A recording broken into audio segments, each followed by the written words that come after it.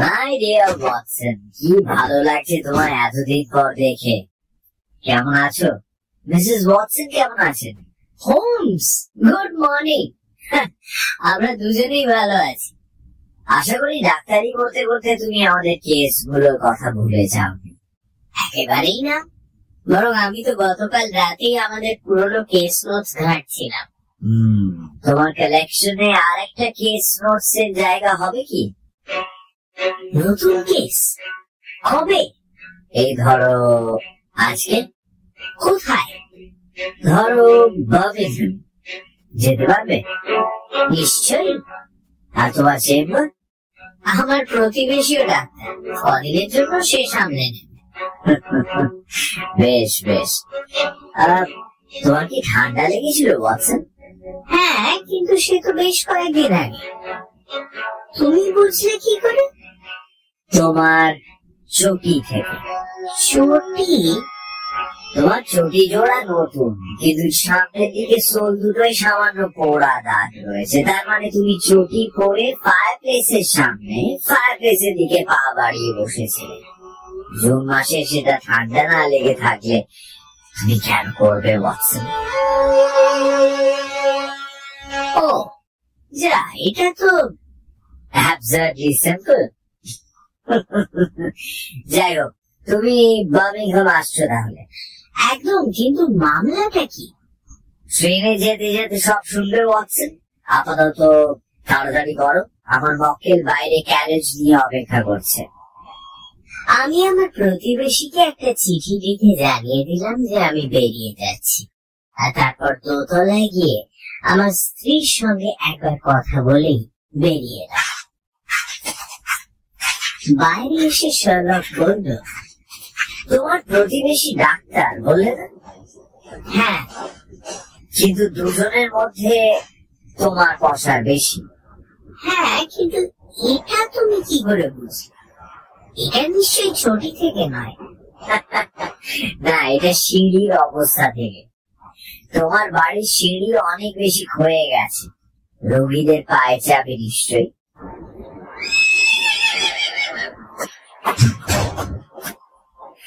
আলাপ করে দিই, আমার মক্কেল মিস্টার হল পাইক্রফট।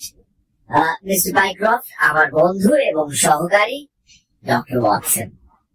মিস্টার পাইক্রফটের বয়স খুব বেশি নয়, সুপুরুষ, ফর্সা, উজ্জ্বল চক্ষু, সোনালী চুল আর পাতলা সোনালী গোপ। জামা কাপড় কেতা দুরস্ত। বার্মিংহামের গাড়িতে উঠে আমাদের কথা শুরু হলো। আমাদের গন্তব্যে পৌঁছতে 70 মিনিট সময় লাগবে। এইবার মিস্টার পাইক্রফট, আপনি আমার বন্ধুকে বলুন আপনার অভিজ্ঞতার কথা, যতটা সম্ভব ডিটেইলে বলবেন। পুরো ঘটনাক্রম আরেকবার শুনলে আমারও সুবিধে হবে। আপনি বলুন। পুরো ঘটনাটা শুনলে আপনি আমায় বোকা ভাববেন ডক্টর ওয়াটসন। অবশ্য আমার অন্য কোনো উপায়ও ছিল না। যাই হোক, আমি খুব একটা সাজিয়ে গুছিয়ে কথা বলতে পারি না, কিন্তু তাও চেষ্টা করছি। আমি চাকরি করতাম কক্সেলের উড হাউসে। তো গত বছর আপনার নিশ্চয়ই মনে আছে, ভেনেজুয়েলাকে দেওয়া একটা লোন নিয়ে কেলেঙ্কারি হয়েছে। তারপরে কক্সেলের উড হাউসের ব্যবসা লাটে ওঠে আর আমার চাকরিটা যায়। মাইনে পেতাম সপ্তাহে 3 পাউন্ড। চাকরি যখন গেল তখন সেভিংস ছিল 70 পাউন্ডের মতো। সেই দিয়ে কিছুদিন চললো বটে, কিন্তু তারপর এমন অবস্থা হলো যে চাকরির বিজ্ঞাপনের উত্তরে যে চিঠি লিখবো সেটা পোস্ট করার মতো পয়সাও রইল না। তখন আমি জানতে পারি মসন এন্ড উইলিয়ামস এর ভ্যাকেন্সির কথা। লোম্বার্ড স্ট্রিটের মসন এন্ড উইলিয়ামস এর নাম আপনি শুনেছেন কিনা জানি না, তবে লন্ডনের সব থেকে বড় ফার্ম গুলোর মধ্যে একটা। তো আমি আমার চাকরির দরখাস্ত পাঠালাম। চিঠির উত্তর পাবো আশা করিনি, কিন্তু এলো। চিঠিতে লেখা, আমি যদি পরের সোমবার তাদের সঙ্গে গিয়ে দেখা করি আর সবকিছু যদি ঠিকঠাক থাকে, তাহলে আমার সঙ্গে সঙ্গে চাকরিতে বহাল করে দেওয়া হবে। কাজ মোটামুটি কক্সেলে যা করতাম তাই, তবে মাইনে সপ্তাহে 4 পাউন্ড। আমি তখন থাকতাম হ্যামস্টেডে, 17 নম্বর কোয়ার্টার স্ট্যাটাস। তো যেদিন চিঠি এসেছে সেদিন সন্ধ্যাবেলা বাড়িতে সিগারেট খাচ্ছি, বাড়িওয়ালা এসে বললেন যে আমার সঙ্গে একজন দেখা করতে চান। কার্ডে দেখলাম লেখা আর্থার পেনার, ফাইন্যান্সিয়াল এজেন্ট। আমি ভদ্রলোকের নাম কখনো শুনিনি, তাও বললাম তাকে ভেতরে নিয়ে আসতে। মাঝবয়সী ভদ্রলোক, মাঝারি উচ্চতা, কালো চুল, কালো চোখ, কালো দাড়ি, আর কথা বলার মধ্যে একটা তাড়াহুড়োর ভাব। আপনি মিস্টার হল পাইক্রফট? আগে হ্যাঁ।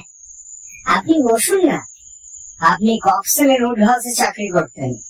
হ্যাঁ স্যার। আর এখন মসেনে জয়েন করেছেন? হ্যাঁ, কিন্তু আপনি আমার ব্যাপারে এত কিছু। আপনার প্রাক্তন সহকর্মীর কাছে শুনেছি আপনার অনেক কথা। পার্কারকে আপনার মনে আছে নিশ্চয়? সে আপনার ভূয়সী প্রশংসা করত। আচ্ছা আচ্ছা। আপনার স্মরণ শক্তি কেমন? মোটামুটি ভালোই। তা আপনার তো চাকরি ছিল না বেশ কিছুদিন, এই সময় স্টক মার্কেটের খবর রেখেছেন? আগে হ্যাঁ, স্টক এক্সচেঞ্জের খবর আমি রোজ সকালেই পড়ি। বাহ, এই তো চাই। এটা না থাকলে মানুষ উন্নতি করতে পারে না। কিন্তু আমি যদি আপনার একটু পরীক্ষা নিই স্বচ্ছন্দে। বেশ, এর সাইজ এখন কত যাচ্ছে? 106 পাউন্ড। আর New Zealand consolidated 104। British Broken Hills 7 pound. বাহ, অসাধারণ। পার্কার একটি কথাও বাড়িয়ে বলেনি। কিন্তু আপনার এমন ক্ষমতা, আর আপনি মসেলের মতন একটা ইদু জায়গায় সময় নষ্ট করবেন কেন? আগে না, মানে আপনি আমায় যতটা অসাধারণ ভাবছেন আমি তেমন কিছুই নই। কিন্তু কক্সেলের উড হাউসের চাকরিটা চলে যাওয়ার পর অনেকদিন বেকার বসেছিলাম। আপাতত মসেলের চাকরিতে আমি খুবই খুশি। দূর দূর, কি যে বলেন! আপনার মতো যোগ্যতা যা, তার মসেলে কাজ করার কোনো মানেই হয়নি। তার থেকে বরং আপনার জন্য আমার কাছে অনেক বেটার অফার আছে। আপনি মসেল কবে যাচ্ছেন? সোমবার। ধরুন যদি না যান? মানে মসেলে না গিয়ে ধরুন সোমবার আপনি ফ্র্যাঙ্কো মিডল্যান্ড হার্ডওয়্যার কোম্পানির বিজনেস ম্যানেজার হিসেবে যোগ দিলেন। ইউরোপে 134টা শাখা, তার মধ্যে একটা ব্রাসেলসে। Franco Midland Hardware company? কখনো নাম শোনেননি তো? আমি আশ্চর্য হচ্ছি না। স্টক মার্কেটে আমাদের লিস্টিং নেই। আমার ভাই হ্যারি পিনার কোম্পানির প্রমোটার, কয়েকদিন পরে ম্যানেজিং ডিরেক্টর হিসেবে জয়েন করবে। পার্কারের সঙ্গে ওরই কথা হয়েছিল। ও পার্কারের কথা শুনে আমায় পাঠালো আপনার কাছে। দেখুন, আমরা কিন্তু খুব বেশি টাকা দিতে পারব না। আপাতত ধরুন বছরে 500 পাউন্ড। 500 পাউন্ড? হ্যাঁ, এটা আপনার স্টার্টিং স্যালারি। তার উপরে সব এজেন্টের ব্যবসায় আপনার 1% কমিশন থাকে। কয়েক মাস পর দেখবেন মাইনের থেকে কমিশনে বেশি বাড়ছে। কিন্তু আমি তো হার্ডওয়্যারের ব্যাপারে কিছুই জানি না। তাতে কি, অঙ্ক তো বোঝেন।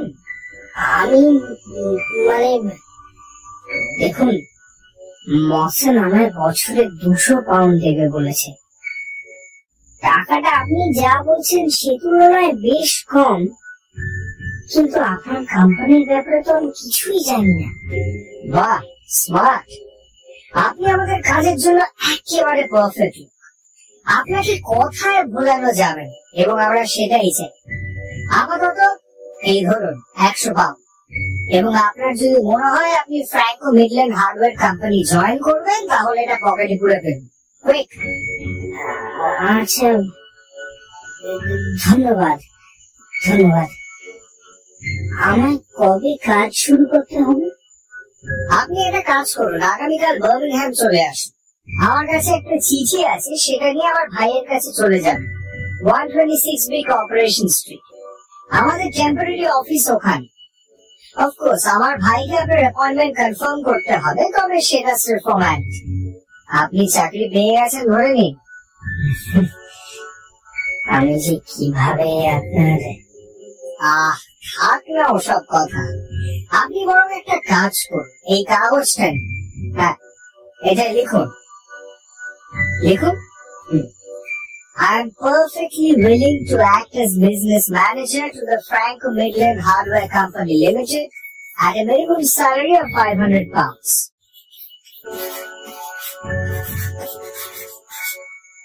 লিখেছেন? কই দেখি। একদম ঠিক আছে, পারফেক্ট। আচ্ছা, এবার একটা প্রশ্ন, মসনের চাকরিটা কি করবেন? কি আর করবো, চিঠি লিখে রিজাইন করে দেবো। না না, ওইটি করবেন না মিস্টার পাইক্রফট। মসনে আপনার ব্যাপারে আমি কথা বলতে গেছিলাম, ওদের ম্যানেজারটা অত্যন্ত অসভ্য, আপনার ব্যাপারে যাচ্ছে তাই বলছিল। শেষে আমি রেগে গিয়ে তাকে বললাম, ভালো লোককে ধরে রাখতে গেলে তাকে ভালো মাইনে দিতে হবে। তাদের সে বললো, আমরা পাইক্রফটকে রাস্তা থেকে তুলে এনে এখানে বসিয়েছি, আমাদের চাকরি সে কিছুতেই ছাড়বে। কি? আমায় রাস্তা থেকে তুলে এনেছে? তাই তো বললো। আপনি বলুন, এরকম কথা বললে মাথা ঠিক থাকে? অভদ্র ইতর কোথাকার। আপনি ঠিকই বলেছেন, আমি ওদের কোনো খবরই দেব না। বেশ বেশ, যাই হোক, আপনার সঙ্গে দেখা হয়ে খুবই ভালো লাগলো মিস্টার পাইক্রফট। কালকে মনে করে চলে আসবেন কিন্তু, বার্মিংহাম 126B কর্পোরেশন স্ট্রিট, ঠিক দুপুর 1টা। ঠিক আছে, তাহলে আমি আসি। কেমন? Good night. মিস্টার পিনার বেরিয়ে যাওয়ার অনেকক্ষণ পর অবধি আমার ঘুম হয়নি ডক্টর ওয়াটসন। বুঝতেই পারছেন, যা পাচ্ছিলাম তার দ্বিগুণেরও বেশি মাইনে। যাই হোক, পরের দিন ভোরবেলা উঠে হাতে অনেকটা সময় নিয়ে আমি একটু বেশি তাড়াতাড়ি বার্মিংহাম পৌঁছে গেলাম। নিজে জিনিসপত্র নিউ স্ট্রিটের একটা হোটেলে নামিয়ে রেখে আমি 126B কর্পোরেশন স্ট্রিটে পৌঁছলাম তখন 12:45। এই 126Bতে ঢুকতে হয় দুটো দোকানের মাঝখানে একটা সরু প্যাসেজ দিয়ে। ঢুকে একটা পাথরের সিঁড়ি দিয়ে উপরে উঠে অনেকগুলো অফিস। সিঁড়ির নিচে বোর্ডে সবকটা অফিসের নাম লেখা, কিন্তু ফ্র্যাঙ্কো মিডল্যান্ড হার্ডওয়্যার কোম্পানির নাম কোথাও নেই। আমি দাঁড়িয়ে ভাবছি পুরো ব্যাপারটাই ধাপ্পা কিনা। এমন সময় একজন আমার দিকে এগিয়ে এলেন। এনাকে অনেকটা মিস্টার পিনারের মতোই দেখতে, শুধু দাড়ি নেই, আর এর চুলের রং সোনালি। আপনি কি মিস্টার হল পাইক্রফট? আগে হ্যাঁ। আমার দাদা বলেছিলেন যে আপনি আজকে আসবেন। আপনি সময়ের একটু আগেই এসে পড়েছেন। হ্যাঁ, আসলে নতুন জায়গা তো, তাই বোর্ডে নামটা এখনো লেখা হয়নি। কারণ একে টেম্পোরারি অফিস, তার উপরে সবে গত সপ্তাহে আমরা জায়গাটা পেয়েছি। যাই হোক, উপরে আসুন। আমি তার পিছু পিছু সিঁড়ি দিয়ে উপরে উঠলাম। ওর সঙ্গে গিয়ে অফিসে ঢুকে একেবারে অবাক হয়ে গেলাম। এই মাইনে যারা আমায় দিচ্ছে, আমি ভেবেছিলাম তাদের বিশাল ঝাঁ চকচকে অফিস হবে, ভেতরে শয়ে শয়ে ক্লাব থাকবে, কিন্তু এখানে তো দেখি দুটো ঘর, তাও ফাঁকা, ধুলো ভর্তি। জানলায় পর্দা নেই, মেঝেতে কার্পেট নেই, আসবাব বলতে একটা টেবিল, দুটো চেয়ার আর একটা ওয়েস্ট পেপার বাস্কেট। আপনি নিশ্চয়ই দুর্দান্ত একটা অফিস আশা করেছিলেন, তাই না? নিরাশ হবেন না মিস্টার পাইক্রফট, সবই হবে, শুধু একটু সময় লাগবে। বসুন আর দিন। আমার দাদা আপনাকে কি দিয়েছে দেখি। আমি ওকে চিঠিটা দিলাম। উনি সেটা মন দিয়ে পড়ে তারপর আমার দিকে তাকালেন। আমার দাদা আর্থার আপনাকে নিয়ে খুবই ইমপ্রেসড মিস্টার পাইক্রফট। দাদার মানুষ চিনতে ভুল হয় না। আপনি আজ থেকে কাজ শুরু করেন। আমায় কি কি করতে হবে? ওয়েল, ইভেন্চুয়ালি আপনি আমাদের প্যারিসের ডিপো সামলান। সেখান থেকে ইংলিশ ক্রকারি ফ্রান্সের বাজার ছেয়ে যাবে আমাদের 134 জন এজেন্টের মাধ্যমে। ডিপোর জায়গা কেনার কাজ 1 সপ্তাহের মধ্যে কমপ্লিট হয়ে যাবে। ততদিন আপনি বার্মিংহামে কাজ করবেন। কি কাজ? উনি ড্রয়ার থেকে একটা বড় লাল রঙের বই বার করলেন।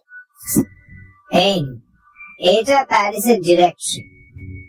এখানে সমস্ত দোকানপাটের নাম ঠিকানা আছে।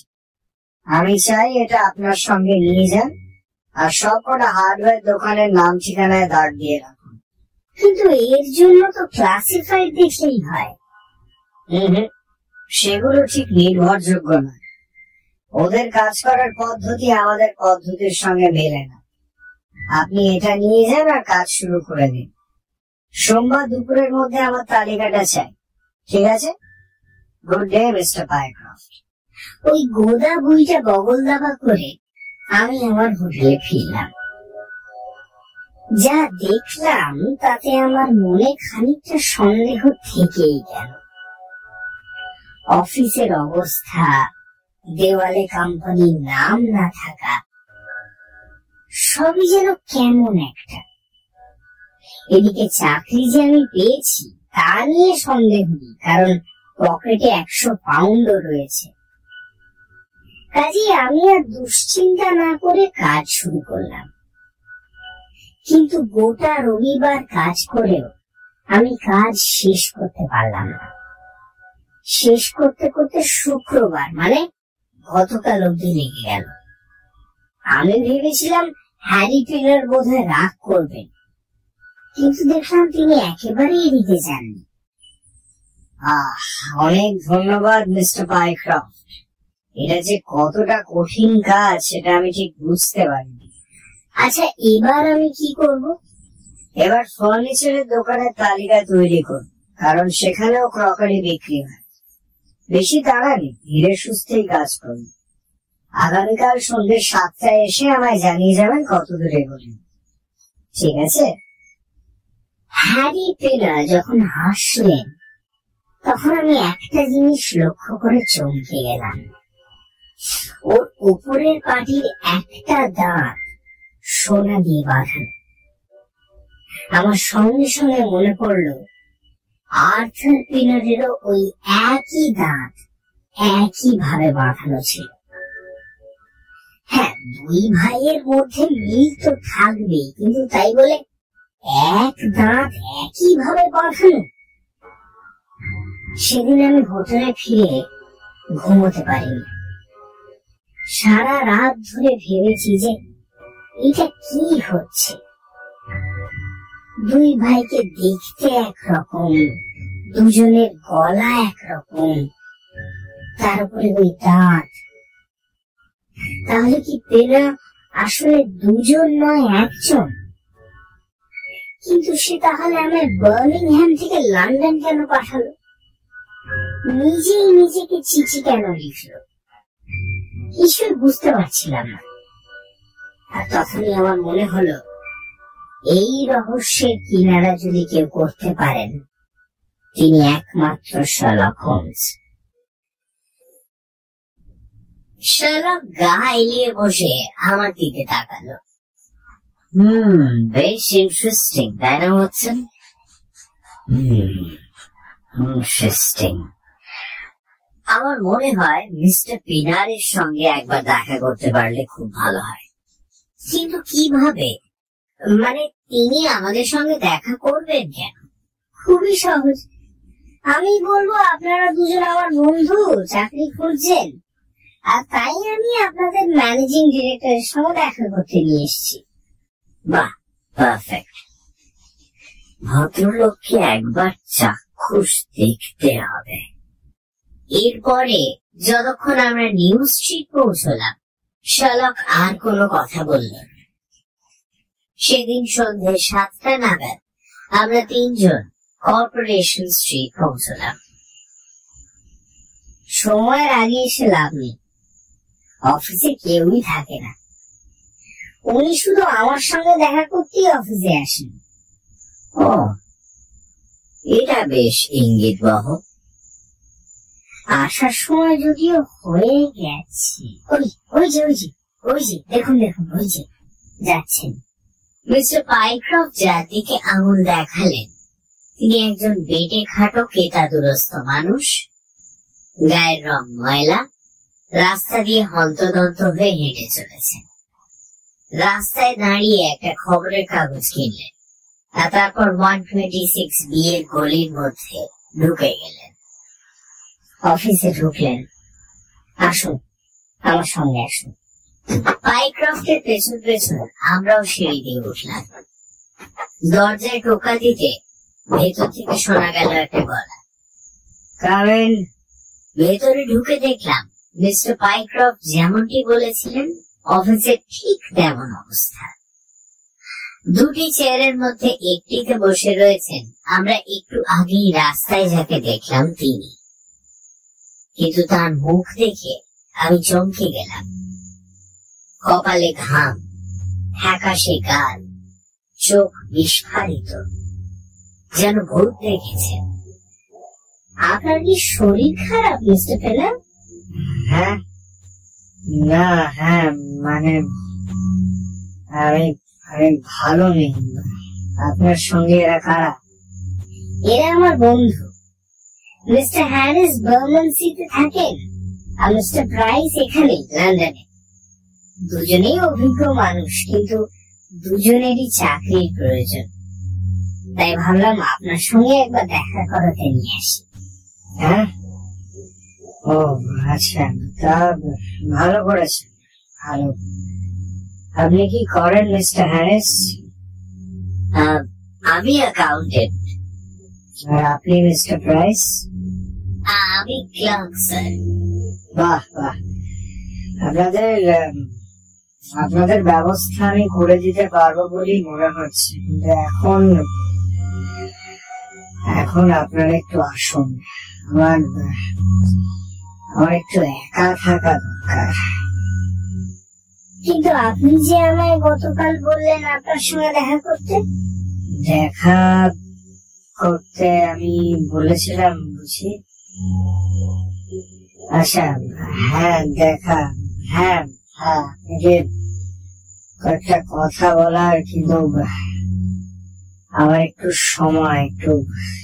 সময় দরকার। আপনারা একটু অপেক্ষা করুন, আমি আসছি।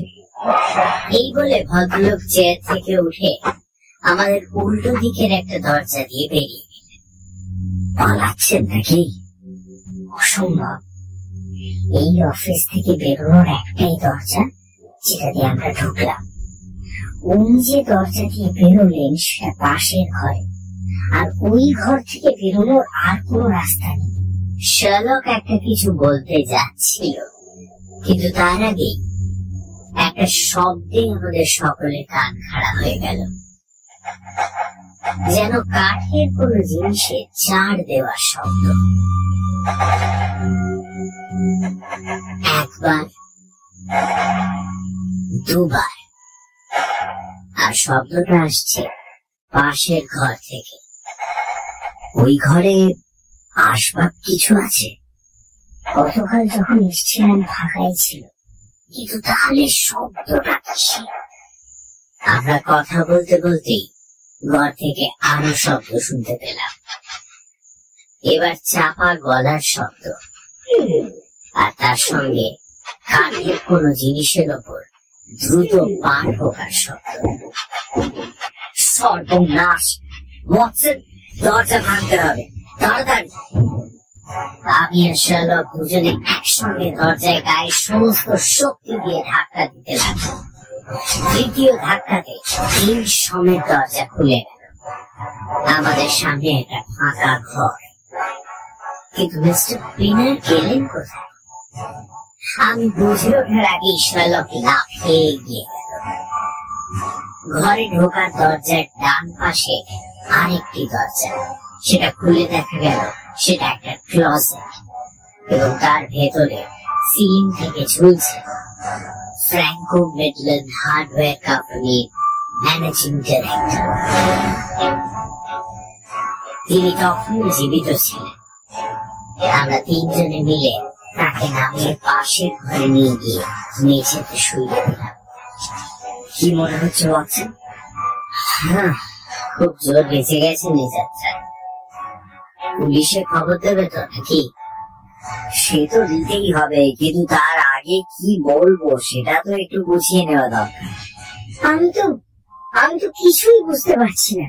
বাকিটা পরিষ্কার, খালি এই শেষের ব্যাপারটা আপনার কাছে পরিষ্কার? হ্যাঁ হ্যাঁ, একেবারেই। তুমি কিছু বোঝোনি ওয়াটসন? না, কিছুই না। মিস্টার পাইক্রফট, উনি যে আপনাকে বললেন রিজাইন না করে বরং ওকে চিঠি লিখে জানাতে যে আপনি ওর কোম্পানি জয়েন করছেন, তার থেকেও আপনি কিছু বুঝতে পারেননি? ওই চিঠি আপনাকে দিয়ে কেন লেখানো হলো? না, আপনার হাতে লেখা স্যাম্পলের জন্য। দেখুন, আপনি মসনে জয়েন করেছেন কিন্তু রিজাইন করেননি।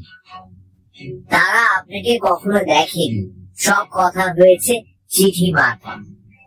এবার সোমবার আপনি না গিয়ে অন্য কেউ গিয়ে যদি বলে সে হলো পাইক্রফট, তার একমাত্র প্রমাণ কি? হাতে লেখা। Oh my God! আর যাতে কারোর সঙ্গে ভুল করেও আপনার দেখা না হয়ে যায় আর এই ব্যাপারে আলোচনা না হয়, তাই জন্য আপনাকে মোটা টাকা অ্যাডভান্স দিয়ে আপনাকে কাজ দিয়ে ব্যস্ত রাখে। কিন্তু হ্যারি আর আর্থার একই লোক মিস্টার পাইক্রফট। এই ধাপ্পাবাজিতে দুজন আছে, একজন হ্যারি আর আর্থার সাজছে, আরেকজন হল পাইক্রফট সেজে মসনের অফিসে বসে আছে। এবার আপনি ভাবছেন হ্যারি আর আর্থারের দরকার হলো কেন? কারণ না হলে আপনাকে দিয়ে চিঠি লেখানোর কোনো কারণ থাকতো না। অবশ্য এই কাজটা দলে তৃতীয় একজনকে টেনে আনলেই করা যেত, কিন্তু এরা সেটা করতে চায় না। হে ভগবান! এবার মসনকে এক্ষুনি জানাতে হবে, টেলিগ্রাফ করা দরকার। সে না হয় হবে, কিন্তু আমি এখনো বুঝতে পারছি না আত্মহত্যার কারণটা কি।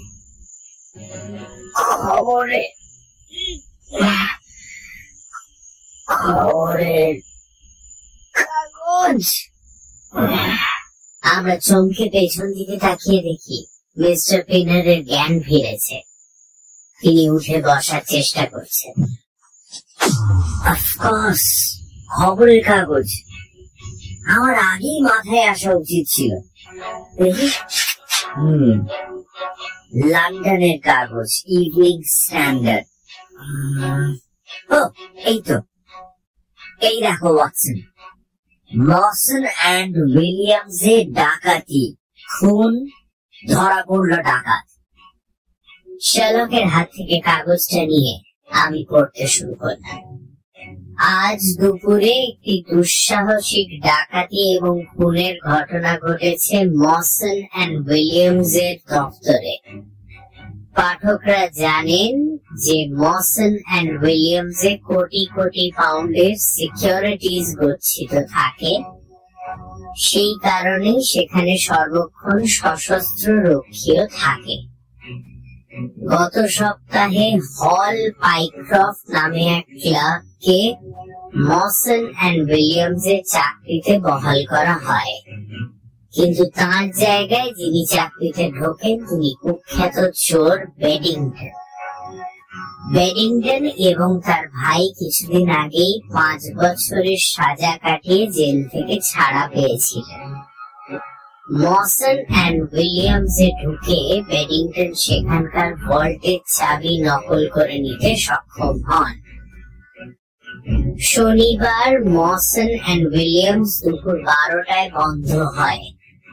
ওই অঞ্চলে কর্তব্যরত পুলিশ কর্মী সার্জেন্ট জুসন খুবই অবাক হন যখন দুপুর 1:20 একজনকে বড় একটি ব্যাগ হাতে মসন অ্যান্ড উইলিয়ামস থেকে বেরোতে দেখেন।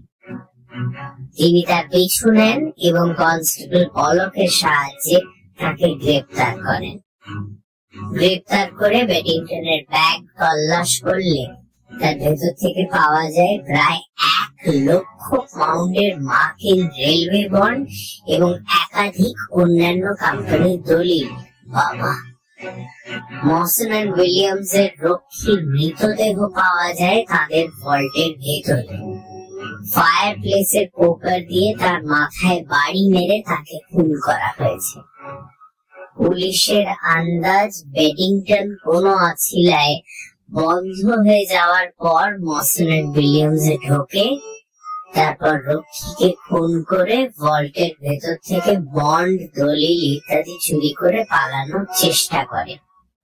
বেডিংটনের ভাইয়ের কোনো হদিশ পুলিশ এখনো পায়নি। বাবা! ওয়েল, পুলিশের একটু খাটুনি আমরা কমিয়ে দিতেই পারি। মানুষের চরিত্র বড় অদ্ভুত পথ। একটা চোর যখন জানতে পারে যে তার কুকীর্তির জন্য তার ভাইয়ের ফাঁসি হবে, তখন সেও আত্মহত্যা করতে উদ্যত হয়। যাই হোক, আপাতত তুমি আর আমি পাহারায় থাকি। আর মিস্টার পাইক্রফট, আপনি একটু বেরিয়ে পুলিশ ডেকে আনবেন কি?